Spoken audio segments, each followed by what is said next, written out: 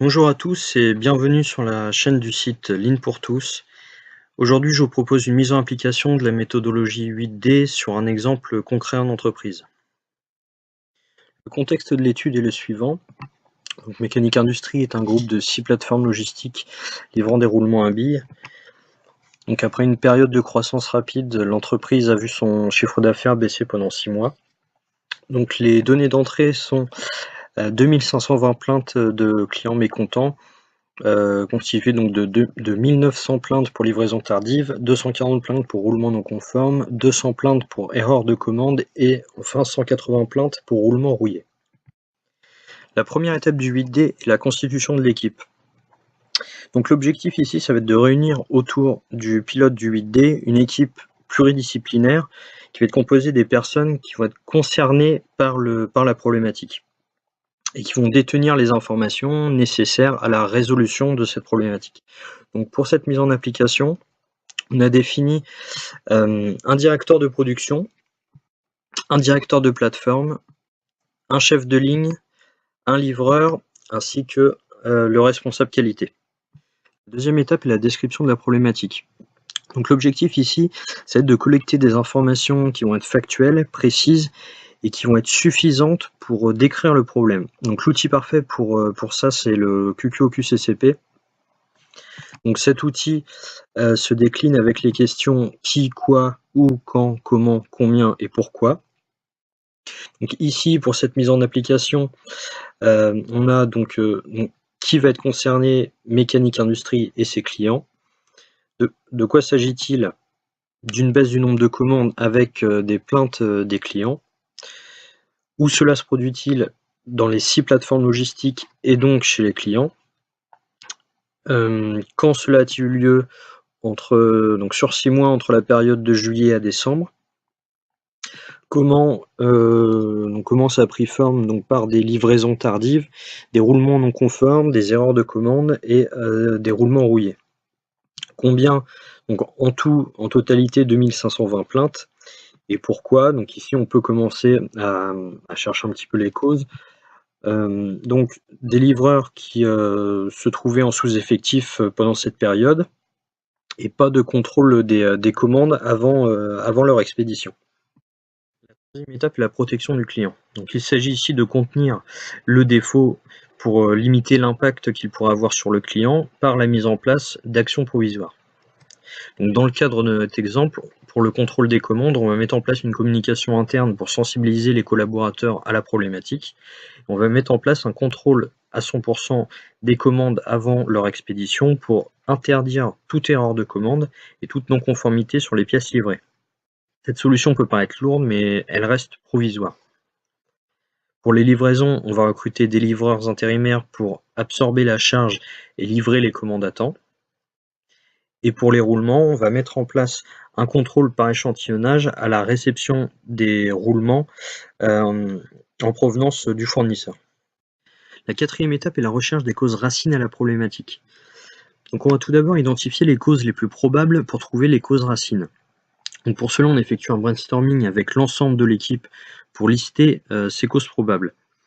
Donc il est important de dissocier les causes ayant conduit à l'apparition du défaut et celles ayant empêché sa détection au cours du process. Donc un des outils adaptés à cela est l'Ishikawa. Il permet d'organiser le brainstorming autour de ces 5 M, donc main-d'œuvre, méthode, milieu, matière et matériel. Vous pouvez retrouver les explications concernant cet outil sur le site Lean pour tous. Pour notre exemple, voici les causes potentielles que l'équipe a listées. Donc un effectif insuffisant au cours de la période, un stock de pièces insuffisant, des dysfonctionnements dans l'ordonnancement, ainsi qu'un manque de fiabilité des camions. Donc ça, c'est pour les causes d'apparition du défaut. Pour les causes de non-détection, pas de remontée d'informations tout au long du process sur les risques de retard, notamment de la part des livreurs. Pas d'indicateur de suivi de ces informations. Donc voici les causes potentielles donc, qui ont été identifiées au cours de ce brainstorming. À partir de ces causes potentielles, on va désormais identifier les causes racines. Donc pour cela, on va utiliser l'outil des 5 pourquoi. Donc cet outil consiste à se poser 5 fois la question pourquoi. Donc par exemple pour l'effectif insuffisant, donc premier pourquoi, donc effectif insuffisant. Pourquoi y a-t-il eu un effectif insuffisant? Parce qu'il y a une surcharge de travail sur la période. Pourquoi y a-t-il eu une surcharge de travail? Parce que la montée en cadence n'a pas été anticipée. Pourquoi cette montée en cadence n'a pas été anticipée? Parce qu'il y a eu un manque de communication entre le service commercial et la production. Et ce manque de communication est dû au fait qu'il n'y a pas de plan directeur de production qui permet de structurer justement ce manque de communication. Donc le fait qu'il n'y ait pas de plan directeur de production en fait la cause racine de cette problématique.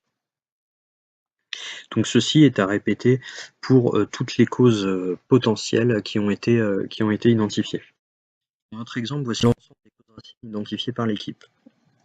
Donc pas de plan directeur de production, donc comme évoqué précédemment, pas de personne en charge de remplir les commandes dans le RP, pas de personne en charge de la maintenance des camions, aucun système de remontée d'informations mis en place pour les collaborateurs, et aucun indicateur de suivi.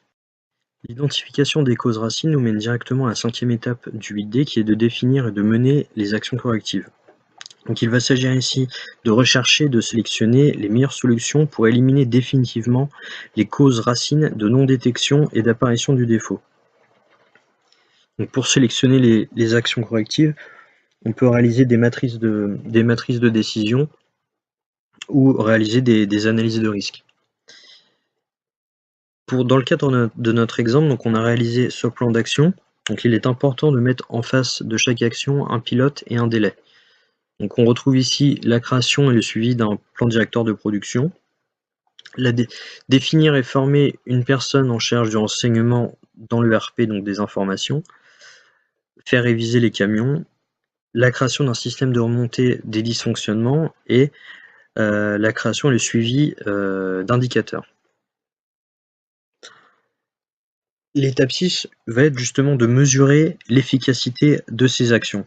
Donc, pour notre exemple, on a défini que pour justement mesurer cette efficacité, va passer par le suivi des indicateurs mis en place et la réalisation d'une réunion bilan à 1 mois.